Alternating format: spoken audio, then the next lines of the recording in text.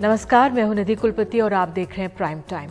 लगता है कांग्रेस ने मध्य प्रदेश और पंजाब में अपनी बनी बनाई सरकारों के हश्र से कुछ नहीं सीखा, जो राजस्थान में वो वैसी पटकथा दोहरा रही है। राजस्थान में रविवार शाम जो सियासी नाटक चल रहा है, उससे कांग्रेस आलाकमान के माथे का पसीना आ गया है। राजस्थान के मुख्यमंत्री अशोक गहलोत, जो आलाकमान के आशीर्वाद से कांग्रेस अध्यक्ष पद से चुनाव में उतरते दिख रहे थे, उन्होंने ही अब कांग्रेस आलाकमान को परेशानी में ला खड़ा किया है। राजस्थान के मुख्यमंत्री पद पर बने रहने की उनकी जिद ने आलाकमान के निर्देशों की खुलेआम फजीहत की है। हालांकि उन्होंने कुछ देर पहले जयपुर में जो हुआ, उस पर मल्लिकार्जुन खड़गे से माफी मांगी है। तो आलाकमान चाहता था कि अशोक गहलोत कांग्रेस अध्यक्ष का चुनाव लड़ें, लिहाजा राजस्थान में वो मुख्यमंत्री पद छोड़ें और अध्यक्ष पद का चुनाव की तैयारी में लग जाएं। आलाकमान पीछे था, लिहाजा उनका जीतना भी आसान माना जा रहा था और इसी को देखते हुए रविवार शाम को 7 बजे जयपुर में कांग्रेस विधायक दल की बैठक भी बुलाई गई थी, जिसमें नए नेता का चुनाव होना था। लेकिन गहलोत समर्थक विधायक इस बैठक के लिए पहुंचे ही नहीं और वो मंत्री शांतिलाल धारीवाल के घर पर जुटने शुरू हो गए। दिल्ली से पहुंचे पर्यवेक्षक मल्लिकार्जुन खड़गे और प्रभारी अजय माकन इंतजार करते रह गए। देर रात तक करीब 92 विधायकों के वहां पर होने का दावा किया गया और उस बैठक में ये साफ कर दिया गया कि सचिन पायलट के समर्थन के लिए वो किसी हाल में तैयार नहीं होंगे। या तो अशोक गहलोत को ही मुख्यमंत्री बनाया जाए या उनके किसी समर्थक को ये कुर्सी सौंपी जाए। बाद में इन विधायकों से स्पीकर सीपी जोशी के घर इस्तीफे भी लिए गए। आलाकमान के निर्देश कि वो विधायकों को ये एक एक कर मिले और उनकी राय जाने, लेकिन विधायकों ने मिलने से इनकार कर दिया और कहा कि वो एक ग्रुप में मिलेंगे। उधर अशोक गहलोत ने भी कहा कि सब उनके कहने पर यह नहीं हुआ है, विधायक दरअसल नाराज हैं। लेकिन राजनीति के जानकार मानते हैं कि अशोक गहलोत खुद किसी भी हाल में सचिन पायलट को अपने वारिस के तौर पर नहीं देखना चाहते और उन्हीं के इशारे पर यह सब हुआ है। तो जयपुर में हुए इस नाटक से कांग्रेस आलाकमान काफी नाराज हैं। कांग्रेस आलाकमान ने जयपुर से लौटे मल्लिकार्जुन खड़गे और अजय माकन से इस पूरे मामले पर लिखित रिपोर्ट मांगी है, जो आज रात या कल सुबह तक सौंपी जाएगी। अजय माकन ने साफ किया है कि अशोक गहलोत ग्रुप के विधायकों ने शर्त रखी थी कि 19 अक्टूबर को अध्यक्ष पद का चुनाव होने के बाद ही कांग्रेस विधायक दल की बैठक बुलाई जाए। प्रभारी भी परेशान उठ रहे हैं। आइए देखिए, सुनते क्या बोला इन लोगों ने। 102 जो विधायक उस वक्त लॉयल थे, अशोक जी के साथ में थे, उनमें से ही कोई बनाया जाना चाहिए। सचिन पायलट या उसके ग्रुप में से नहीं बनाया जाना चाहिए। और कांग्रेस अध्यक्षा उसके बाद में अशोक गहलोत जी से बात करके, सबसे बात करके फैसला लेंगी। हमारे पास में कुछ विधायकों के नुमाइंदे जो मंत्री थे, वो लोग आए और 3 शर्तें उस वक्त रखी गई। एक शर्त उसके अंदर ये था कि कोई भी निर्णय, जो भी रेजोल्यूशन होगा, उस रेजोल्यूशन का के ऊपर फैसला 19 अक्टूबर के बाद में होना चाहिए और ये रेजोल्यूशन का हिस्सा बनना चाहिए। तो उस पे हमारा ये कहना था कि ये कैसे संभव है कि वो व्यक्ति जो रेजोल्यूशन मूव कर रहे हैं कि सारे अधिकार कांग्रेस अध्यक्ष को दिए जाएं, वो व्यक्ति कांग्रेस अध्यक्ष का चुनाव लड़ना चाहते हैं और 19 अक्टूबर को अगर चुनाव जीत जाते हैं तो उसके बाद वो खुद फैसला करेंगे। तो ये कॉन्फ्लिक्ट ऑफ इंटरेस्ट नहीं है तो क्या है? दिल्ली जब जा रहा हूँ तो नेचुरली जाने से पहले मैं उनको फोन किया था, तो वो बोले कि मैं वही खुद आके आपसे मिलता हूँ। ऐसे कर्टसी में फोन किया, वो आके मिले बस। अरे जो कुछ होगा हम हमारे कांग्रेस प्रेसिडेंट को बताएंगे यहाँ की स्थिति। उसके बाद में जो निर्णय होगा वो सबको मानना पड़ेगा। पार्टी में डिसिप्लिन भी होना चाहिए, पार्टी को मजबूत भी करना चाहिए और पार्टी में एकता भी होना चाहिए। इसके लिए जो स्ट्रेटेजी कांग्रेस प्रेसिडेंट करेंगे उनको सबको मानना पड़ेगा। तो देर शाम अशोक गहलोत गुट के नेता और गहलोत सरकार में मंत्री शांतिलाल धारीवाल ने एक बार फिर से अपने तेवर दिखाए और अजय माकन पर आरोप लगाया कि वो पक्षपात कर रहे हैं और सचिन पायलट को मुख्यमंत्री बनाने की पैरवी कर रहे हैं। उन्होंने कहा कि इससे वो विधायक नाराज हैं जिन्होंने 2020 में की गई बगावत के दौरान कांग्रेस की सरकार बचाई थी। सेक्रेटरी जनरल इंचार्ज पे मेरा चार्ज है कि वो पक्षपातपूर्ण तरीके से यहाँ के विधायकों से बात कर रहे थे और उनको इन दिनों में कई दिनों से लगातार ये सूचनाएं आ रही थी कि वो सचिन पायलट साहब के पक्ष में जो है प्रचार करने के लिए जो है कहा करते थे। षड्यंत्र था अशोक गहलोत को हटाने का, अशोक गहलोत को हटाने का कोई षड्यंत्र था? 100% वही था, षड्यंत्र था टोटल, और उस षड्यंत्र में जनरल सेक्रेटरी इंचार्ज शामिल थे। तो शांतिलाल धारीवाल गहलोत के करीबी हैं और माना जा रहा है कि गहलोत के इशारे पर ही ये तेवर उन्होंने अपनाए हुए हैं। अब सवाल ये उठ रहा है कि जब राहुल गांधी खुद ही ये कह चुके हैं कि उदयपुर अधिवेशन के तहत एक व्यक्ति एक पद के सिद्धांत को ही मानना चाहिए, तो अशोक गहलोत गुट ने राजस्थान में ऐसे बागी तेवर क्यों अख्तियार किए? वैसे कल जुटे कुछ कांग्रेस के नेता अब ये मान रहे हैं कि उन्होंने थोड़ी जल्दबाजी की थी। मैं समझता हूँ कि ये जल्दबाजी में उठाया कदम है। अभी किसी को यही नहीं पता चल रहा कि क्या हो रहा है actually, what is going on, nobody knows. आपका विचार अब बदला है कि वो जल्दीबाजी में लिया गया? आला कमान विचार बदला नहीं, मैं कह रहा हूँ आला कमान जो भी फैसला देगा वो हमारे को माने। तो ये सीएलपी की बैठक में आके बोले जाने की बात थी या इस तरह से जैसे अगर मुझे मौका मिला तो मैं सीएलपी की मीटिंग में भी ये बात बोलूंगा। तो कुछ विधायकों ने पूछ रहे हैं कि आखिर सचिन पायलट को मुख्यमंत्री बनाने में दिक्कत ही क्या है? आपको डिसिप्लिन को लेकर कोई नोटिस मिलता है हाईकमान से? तो हक है मैंने कहा हाईकमान का हमारे सारे कामों पर नजर रखे। अगर हम कहीं गलती करते हैं तो हमको ठीक करें, अगर हम कोई ज़्यादा बड़ी गलती करते हैं तो हमसे स्पष्टीकरण मांगे, और हमारी जिम्मेदारी बनती है कि हम हाईकमान को अपने स्पष्टीकरण से संतुष्ट कर सकें, पूरे सम्मान के साथ, पूरे जिम्मेदारी के साथ में। और अगर फिर भी हमारी कोई गलती हाईकमान मानता है तो हाईकमान को सजा देता है तो उसको भी हम भुगतने को तैयार हैं।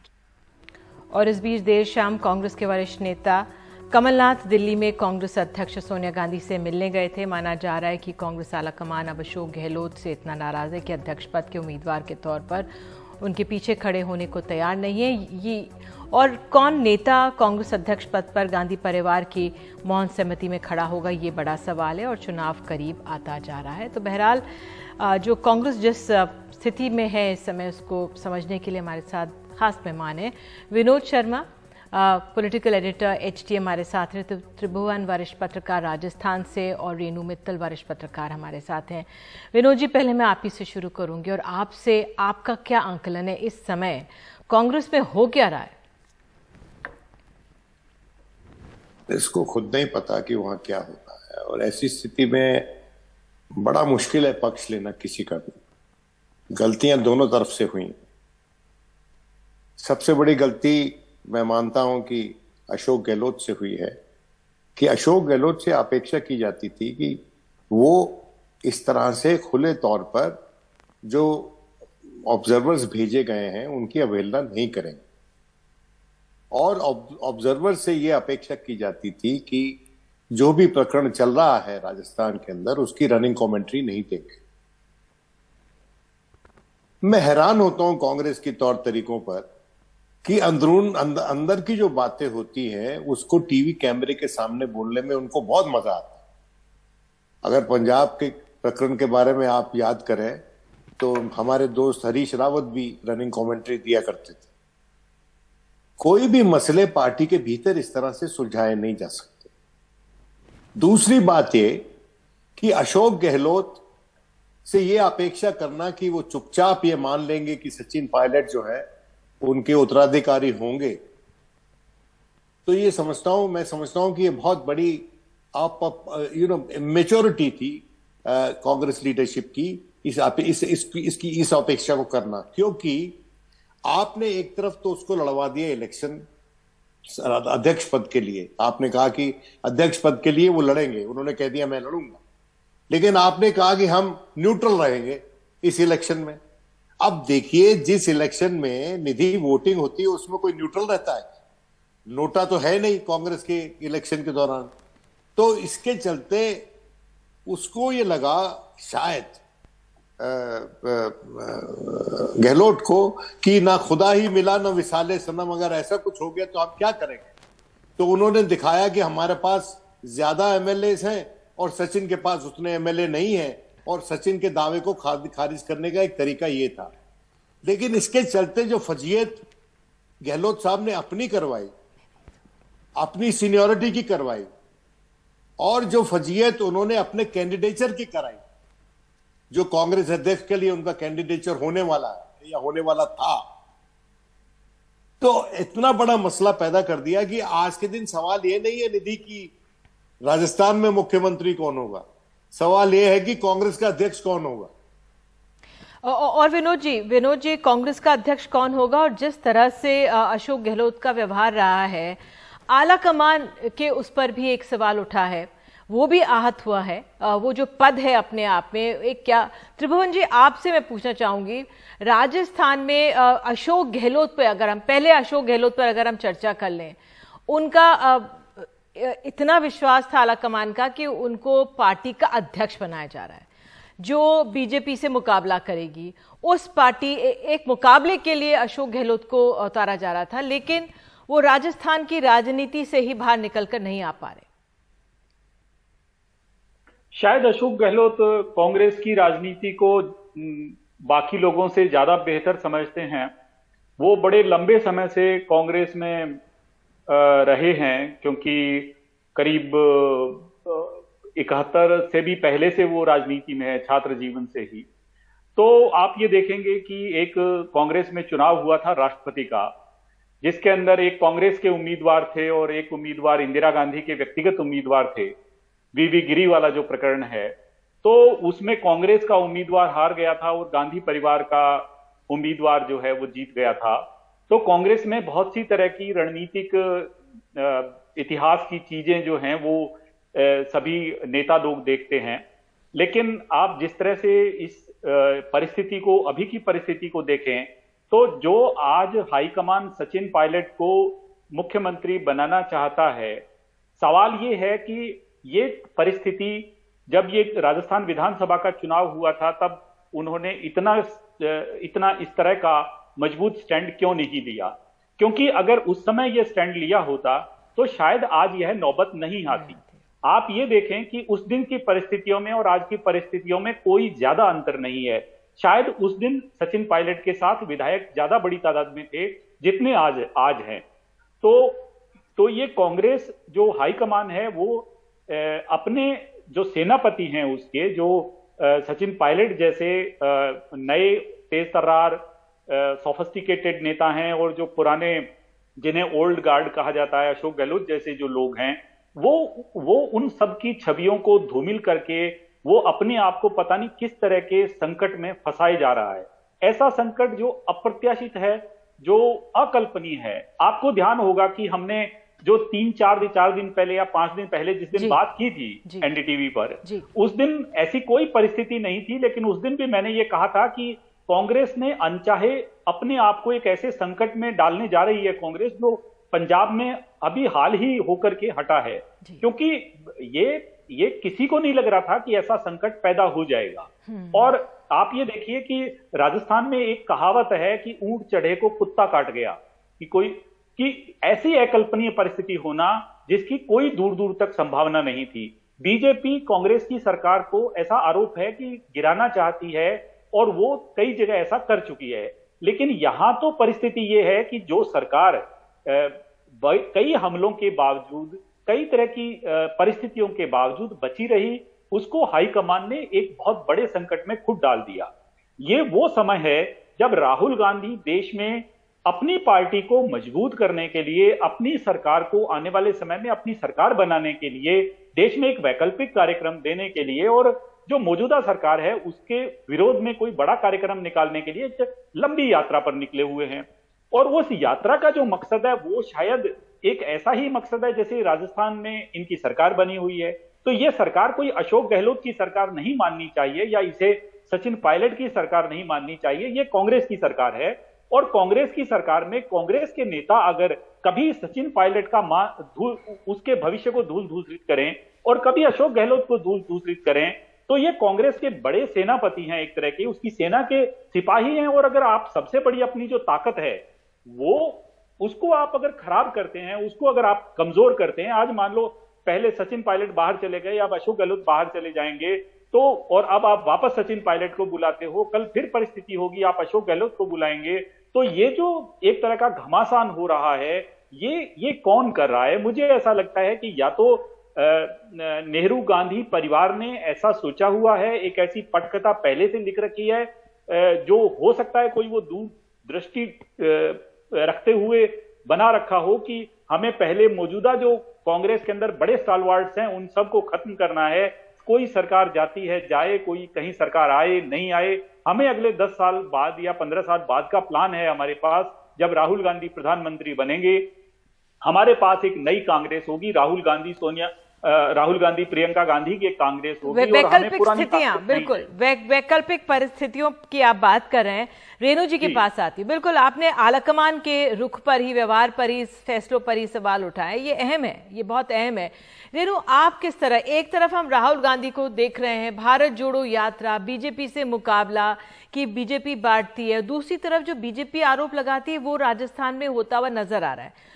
हम सब समझते हैं कि कांग्रेस इस समय दुखी और व्यथित होगी अंदर, लेकिन जो इस स्थिति में पहुंची है उसके लिए जिम्मेदार तो कोई होगा ही। आपका आंकलन क्या है स्थिति के लिए? देखिए, एक तो ये बहुत क्लियर बात है कि सोनिया गांधी पूरी तरह से अटूट विश्वास करती थी गहलोत पे। उनको अध्यक्ष बनाने का पूरा कार्यक्रम तैयार हो गया था और उनको अपना नॉमिनेशन फाइल करना था। बस राहुल गांधी ने एक राइडर लगाया कि 1 मैन 1 पोस्ट, आपको ये छोड़ना पड़ेगा। एक आपको ध्यान रखना पड़ेगा कि देखिए, अशोक गहलोत जब भी पाए, उनके लीडरशिप में कांग्रेस हमेशा हारी है चुनाव, और पार्टी का जो नंबर है वो गिरता गया। पिछले इलेक्शन में 21 एमएलए आए पार्टी के पास।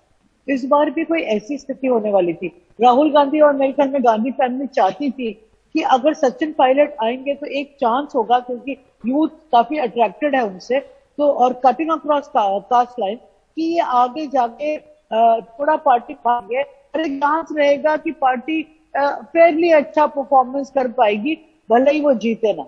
पर अशोक गहलोत तो मतलब एक हेट होता है ना जैसे वर्ड, तो बहुत खराब वर्ड है किसी भी डिक्शनरी में। वो सचिन पायलट को हेट करते हैं, क्योंकि मैं तो राजस्थान डेली बेसिस पे कवर करती हूँ, वो किसी तरह से टॉलरेट नहीं कर सकते सचिन पायलट को। ठीक है, कोई आपका अपना व्यक्तिगत वो है, पर पार्टी उससे ऊपर है। आपको 3 बार चीफ मिनिस्टर बनाया, आपको मतलब अध्यक्ष बना रहे हैं कांग्रेस पार्टी, प्रेसिडेंट बना रहे हैं। कांग्रेस प्रेसिडेंट कौन बनता था? 2-4 लोग ही गांधी फैमिली से बाहर बने हैं, एक अशोक गहलोत को बनाया जा रहा है, पर उनका तो एक पूरा दुनिया राजस्थान में और सचिन पायलट के चारों तरफ रिवॉल्व करती है। तो इस सिचुएशन में आप क्या करेंगे? आपने पूरी पार्टी को ह्यूमिलिएट किया, आपने सोनिया गांधी को ह्यूमिलिएट किया, आपने दिखाया कि गांधी फैमिली कुछ बेच ही नहीं पाती है, वो सबसे बड़ा लीडर है। ठीक है, तो आप 3 जो लोग इतने समय से देख रहे हैं कांग्रेस को, हम स्थिति समझ पा रहे हैं। विनोद जी, क्या अध्यक्ष पद की रेस अब बदल सकती है? क्या अध्यक्ष पद की रेस में कोई और नाम सामने आ सकता है? अब कमलनाथ ने आज मुलाकात की हो, लेकिन वो मध्यस्थता की बात कर रहे हैं। मल्लिकार्जुन खड़गे बहुत वरिष्ठ, उम्र दराज एक तरह से कह सके वो हो चुके हैं, लेकिन वो भी बहुत विश्वस्त है। आपका क्या आंकलन, या अशोक गहलोत ही होंगे? आप किस तरह से देख रहे हैं? नहीं, मैं इस पे वेजर नहीं करूंगा, मैं इस पे कोई शर्त लगाने को तैयार नहीं। देखिए, अशोक गहलोत का यूएसपी क्या था कि अशोक गहलोत का यूएसपी ये था कि वो एक संजीदा व्यक्तित्व वाले नेता हैं, उनके पास एक्सपीरियंस है, 3 बार मुख्यमंत्री रहे हैं, केंद्रीय मंत्री रहे हैं, बहुत बार इलेक्शन जीते हैं, पार्टी के अध्यक्ष रहे हैं, केंद्र में Congress AICC general secretary organisation रहे हैं राहुल गांधी के साथ। तो यह माना जाता था कि उनके साथ, राहुल गांधी के साथ एक वर्किंग रिलेशनशिप भी है, और ये सब के चलते उनको मनोनीत किया जाने की बात हुई थी, पेशरफ शुरू हुई थी। लेकिन बीच में जब गांधी परिवार ने ये कह दिया कि हम तो इसमें न्यूट्रल है और कोई भी इलेक्शन लड़ सकता है, तो उस वक्त भी ये बात थी कि ये इलेक्शन जीतेंगे, क्योंकि इंडिकेशन बहुत क्लियर था कि गांधी परिवार की प्रेफरेंस अशोक गहलोत के लिए है अध्यक्ष पद के लिए। लेकिन अब वो स्थिति नहीं है, और अब वो स्थिति ये भी नहीं है कि वो अगर मुख्यमंत्री के तौर पे कंटिन्यू करते हैं राजस्थान में, तो he will be A thorn by the side of the central leadership. तो इस स्थिति से निजात पाने के लिए अशोक गहलोत को एक एक्ट ऑफ स्टेट्समैनशिप करना पड़ेगा। वो कैसे करते हैं ये उनकी प्रॉब्लम है, ये उनको देखना है, ये उनको सोचना है। लेकिन जो स्थिति आज के दिन है उसके चलते अशोक गहलोत की अपनी पोजीशन कांग्रेस पार्टी के भीतर बाहैसियत मुख्यमंत्री या बाहैसियत कैंडिडेट फॉर प्रेसिडेंटशिप वो बहुत ही कठिन हो गई है, और ये अपेक्षा नहीं थी उनसे। और ये उन्होंने कहा है, शायद आप ही के चैनल ने बोला है कि माफी, उन्होंने कहा कि खारगे साहब को बोला कि जो हुआ मैं उसके लिए क्षमा याचना करता हूं। लेकिन राजनीति में असली क्षमा याचना यह होती है कि जो आपने किया है उसको रोल बैक करें, एक्शन। क्या उसको रोल बैक करने के लिए वो तैयार हैं? और दूसरी बात यह है कि अगर वो रोल बैक कर भी लेते हैं तो क्या सचिन पायलट के पीछे उतने लेजिस्लेटर्स होंगे जिसके चलते वो एक स्थिर सरकार दे सकें? ये 3-4 बड़े प्रश्न चिन्ह हैं जो मैं समझता हूं ये कांग्रेस लीडरशिप को ये प्रश्नों के उत्तर ढूंढने और सुलझाना है मसले को। और अगर ये सुलझा नहीं पाएंगे तो बहुत भारी नुकसान होने वाला है कांग्रेस पार्टी को राजस्थान में और राष्ट्रीय स्तर पर भी।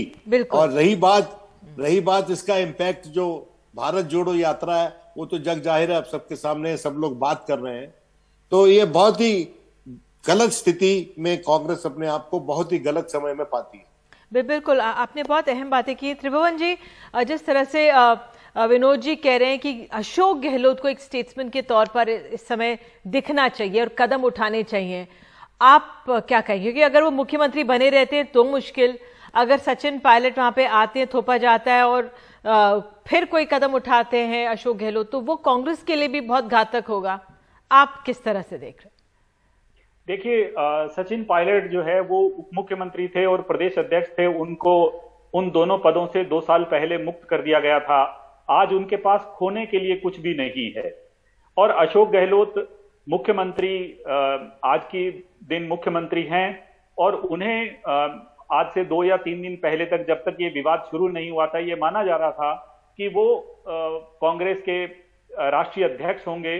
और वो राष्ट्रीय अध्यक्ष पद जिस पर कभी सुभाष चंद्र बोस, पंडित मोतीलाल नेहरू, जवाहरलाल नेहरू, अबुल कलाम आजाद और एनी बेसेंट, कैसे बड़े बड़े लोग जो हैं उस पद को सुशोभित किया है, वो पद मिलने जा रहा था। लेकिन तब भी अशोक गहलोत के बयानों और बॉडी लैंग्वेज से या जो वो संकेत दे रहे थे उससे ये लग रहा था कि उनके लिए ये पद कोई ज्यादा मानी नहीं रखता या वो उसके साथ अपने आप को सहज नहीं पा रहे हैं। तो अगर मोटे तौर पे घाटा देखा जाए, इस सारा आकलन किया जाए, तो इस विवाद से सबसे बड़ा नुकसान जो है कांग्रेस के जो एक बड़े नेता हैं अशोक गहलोत, एक मुझे निजी तौर पर लगता है कि ये उनको बड़ा घाटा होने वाला है, या उनकी जो राष्ट्रीय स्तर पर जो छवि बनी हुई थी वो उस पे सवाल कोई उठ सकता है, क्योंकि लोगों को उनसे उम्मीद नहीं थी कि ये उनके माध्यम से या उनके इशारे पर ऐसा हुआ है। लेकिन मीडिया के माध्यम से ये लगातार प्रचारित है और लगातार किया जा रहा है। गहलोत सफाई दे रहे हैं कि ये उनके इशारे पर ऐसा कुछ नहीं हुआ है, उन्होंने नहीं किया है। लेकिन राजस्थान में आप जानते हैं कि जो कांग्रेस का बड़ा गुट है या जो सरकार में जो कांग्रेस है वो उसमें अशोक गहलोत के बिना कहीं पत्ता भी नहीं हिलता। तो दूसरा नुकसान जो है वो पार्टी को हुआ है।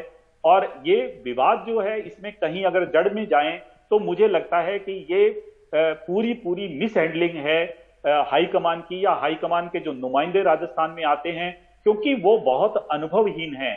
आप ताजा प्रकरण अगर देखें तो जो राजस्थान के प्रभारी हैं वो खुद हरियाणा के अंदर उनका अपना पूरा वोटों का गणित उनके पक्ष में था, लेकिन इसके बावजूद वो चुनाव हार गए सिर्फ इस बात से कि उन्होंने पूरी सजगता नहीं रखी। तो अब कमलनाथ जो है उनको यहां भेजा जा रहा है, जो अपनी शायद जो जैसी संकेत आ रहे हैं, तो कमलनाथ खुद मध्य प्रदेश में अपनी सरकार गंवा चुके हैं। तो यहां कोई ऐसा दल, जैसे 2, 4, 5 लोग ऐसे जो हिंदी प्रदेश को समझते हो, हिंदी प्रदेश के विधायकों की बात को समझते हो, और जो हाईकमान चाह रही थी कि वो कमान जो है एक युवा हाथों में, सचिन पायलट के हाथों में देना चाहते हैं, क्योंकि सचिन पायलट लगातार जो है वो इस बात के लिए अपना प्रयास कर रहे हैं, जो आज के नौजवानों की या जो नई राजनीति है उसमें कि हम देर नहीं कर सकते, तो उसको भी उन्होंने कांग्रेस हाईकमान ने ठीक से हैंडल किया होता तो उनको भी कमान मिल सकती थी। जिस तरह से कहा जा रहा था कि जब ये पूरा 2 साल पहले हुआ था, जो खींचतान सामने आई थी, तमाम जिला अध्यक्ष जो थे राजस्थान के हटा दिए गए थे, अब 13 बाद में लाए भी गए, लेकिन टोंक जो वहां का जिला है वहां पे नहीं लाए गए। तो जो इस भेदभाव की जो कदम उठाए हैं मुख्यमंत्री होते हुए भी अशोक गहलोत ने, सचिन की तरफ एक तरफ, लेकिन प्रदेश कांग्रेस इकाइयों की तरफ, क्योंकि वो अगर सचिन के तहत आता है तो ये अपने आप में सवाल उठाते हैं। लेकिन आप दोनों जो अहम बात कह रहे हैं वो कांग्रेस आला कमान के रुख की कह रहे हैं। रेणु, अंत में बस आपसे संक्षेप में, कांग्रेस अध्यक्ष पद का ही फैसला लेना, यही बहुत डिले हुआ एक तरह से। पहले कितने बरस तक राहुल गांधी के पीछे लगे रहे, ये जो डिले हुआ ये भी अपने आप में बहुत घातक रहा कांग्रेस के लिए। हाँ, ये सही बात है, पर फाइनली डिसीजन लिया। देखिए 2019 में भी राहुल गांधी ने वही बात कही थी। उन्होंने कहा कि गांधी परिवार से कोई नहीं होना चाहिए। उस टाइम जो है उनकी बात मानी नहीं गई। सोनिया गांधी इंटरिम प्रेसिडेंट बन गई क्योंकि वो बीमार थी, वो ठीक से चला नहीं पा रही थी। उसके बाद वो G23 के जो लीडर्स हैं, जो सोकॉल्ड G23, उन्होंने कहा कि हमको एक फुल टाइम अध्यक्ष चाहिए, क्योंकि पार्टी लगातार बार बार चुनाव हार रही थी। एक यही कंसर्न था कि अगर आपको नरेंद्र मोदी को टेक ऑन करना है तो आपको चुनाव जीतना पड़ेगा, और ये सब चीजों से, बाकी चीजों से कोई फायदा नहीं है, क्योंकि वही उन पर प्रेशर डाल सकता है। उसके बाद राहुल गांधी ने इस समय एक फर्म स्टैंड लिया कि नहीं, गांधी परिवार से कोई नहीं होगा। उसको लेते हुए एक डिसीजन हुआ। मैंने जो मेरी जानकारी है कि ये राहुल गांधी ने ही प्रपोज किया था सोनिया गांधी को कि आप अशोक गहलोत को बनाइए। उसमें शायद 2 चीजें थी इन्वॉल्व। एक तो ये कि वो सीनियर लीडर है, बहुत तजुर्बेकार है और एक वफादार आदमी है, कि और दूसरा ये कि उनकी जगह सचिन पायलट जो यंग इवॉल्विंग लीडरशिप है उसको बना सकते हैं। पर कल रात को जो हुआ उसमें गहलोत साहब ने अपना पूरा राजनीतिक 40 साल का जीवन को बिल्कुल तबाह कर दिया। उन्होंने दिखाया कि ना मैं रिलायबल हूँ, ना मैं लॉयल हूँ, ना मैं ट्रस्टवर्दी हूँ, और ना ही मैं गांधी परिवार के साथ खड़ा हूँ। मेरा अपना पॉलिटिकल इंटरेस्ट मेरे सामने है। तो ये जो एक्सपोज हुए हैं पूरे देश के सामने, ये मेरे ख्याल में लगता है कि हो सकता है कि लॉन्ग टर्म में कांग्रेस को ये अच्छा रहेगा, क्योंकि जिस टाइप के लोग हैं जो दिखाते कुछ हैं और बनते कुछ हैं, वो एक प्रॉब्लम तो है ही।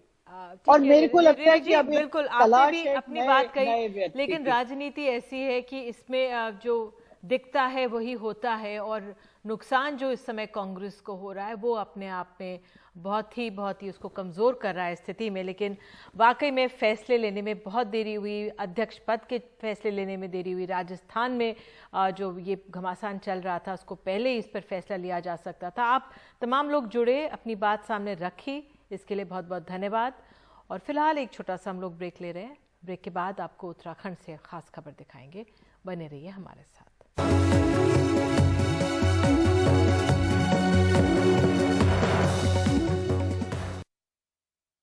उत्तराखंड के अंकिता भंडारी हत्याकांड की फाइनल पोस्टमार्टम रिपोर्ट आ गई है।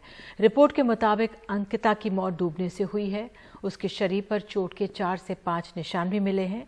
इस बीच अंकिता को मारने के आरोपी न्यायिक हिरासत में हैं और पुलिस पर लगातार सवाल उठ रहे हैं कि वो उसकी रिमांड क्यों नहीं ले रही है। अब कल अदालत में पुलिस आरोपियों की रिमांड मांगेगी। एनडीटीवी की टीम आज अंकिता के गांव गई। अंकिता के घर वालों ने साफ कहा है कि उन्हें मुआवजा नहीं बल्कि मामले में इंसाफ चाहिए। पौड़ी जिले में ये रास्ता है अंकिता भंडारी के घर जाने का।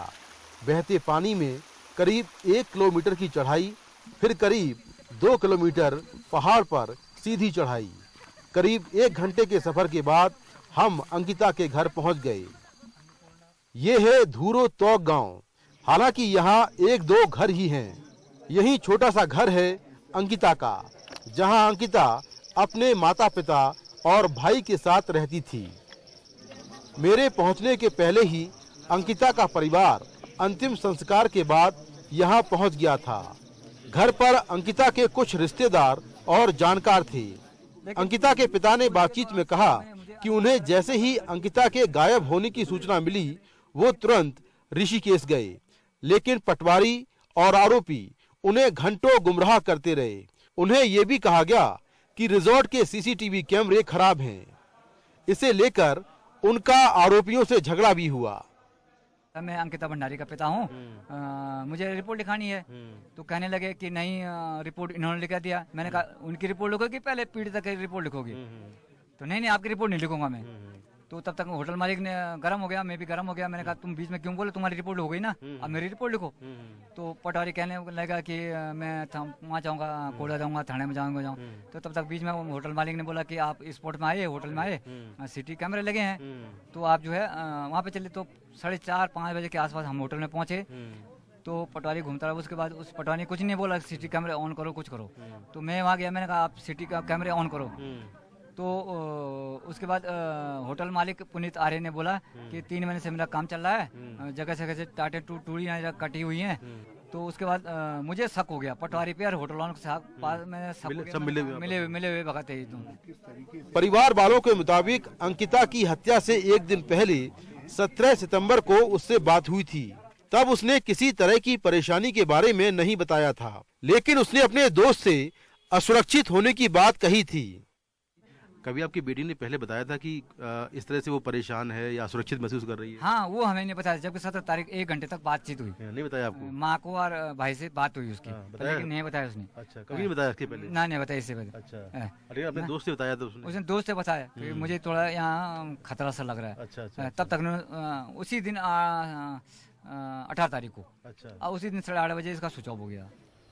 अंकिता के घर वालों के मुताबिक रिजॉर्ट पर जल्दबाजी में बुलडोजर चलवाकर सबूत मिटाने की कोशिश की गई। अब वो चाहते हैं कि मामला फास्ट ट्रैक कोर्ट में चले, अंकिता के नाम पर एक स्मारक बनाया जाए, अंकिता के भाई को नौकरी मिले। घर वालों के मुताबिक उन्हें मुआवजा नहीं, इंसाफ चाहिए। लोग बोल रहे हैं कि मुआवजा लेकर इन्होंने बात रोक दी, उद्देश्य संस्कार कर दिया। ऐसा कुछ भी नहीं है हमारे पास, ऐसा कुछ भी नहीं है कि उन्होंने मुआवजा या फिर कुछ दिया होगा हमें। अच्छा, ऐसा कुछ नहीं है। अच्छा, हमको तो बस कुछ नहीं चाहिए, हमको उन तीनों को बस जैसे भी करते हैं फांसी तक दिलवा दीजिए, बस जिंदा जला दो उनको, उन तीनों को जो ऐसे करते हैं किसी बहन बेटी के साथ। और सरकार से क्या मांग करते हैं आप? कुछ नहीं, बस यही मांग है मेरी, और कुछ मांग नहीं है मेरी। बस जो बीत रही है ना परिवार में, वो इनके परिवार में भी बीतनी चाहिए। इनके माँ बहनों को भी लगना चाहिए कि क्या किया है इन्होंने। अंकिता की मां आंगनबाड़ी वर्कर हैं, उनके पिता सरकारी कर्मचारी हैं और भाई दिल्ली में सीए कर रहा है। ऐसा दुर्गम और वीरान इलाका जहां अंकिता के घर ही पहुंचना बेहद मुश्किल हो, संसाधन ना के बराबर हों, ऐसे में सपने देखना और उन्हें पूरा करना, ये अंकिता ने कर दिखाया था। लेकिन ये किसी को पता नहीं था कि एक दिन उसके साथ ऐसा हो जाएगा। उसकी हत्या से न सिर्फ अंकिता का परिवार बल्कि उनके आसपास के लोग भी बेहद सदमे में हैं। पौड़ी में अंकिता के गांव से कैमरामैन अशोक महाले के साथ मैं मुकेश सिंह, एनडीटीवी इंडिया।